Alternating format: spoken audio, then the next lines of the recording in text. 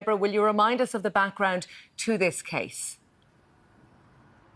Yes, Colette. Well, Patrick Quirke was jailed for life in 2019 following what was at the time the longest running murder trial in this state's history. Over 100 witnesses were called over the course of 71 days here at the Central Criminal Courts in Dublin. Now, the trial heard how Bobby Ryan went missing on the morning of June 3rd, 2011 after spending the night at his girlfriend Mary Lowry's house at Faunagown in Tipperary. And 22 months later, Patrick Quirke recovered Mr. Ryan's body from a runoff tank on that farm. 6 years later, the farmer from Branchemore in Tipperary stood accused of a callous, calculated and controlled murder. During the so-called Mr. Moonlight trial, the prosecution sought to prove that Patrick Quirke had the motive to murder Bobby Ryan because he wanted to rekindle an affair with Mary Lowry, and that he did so on a date between June 2011 and April 2013. The defendant was ultimately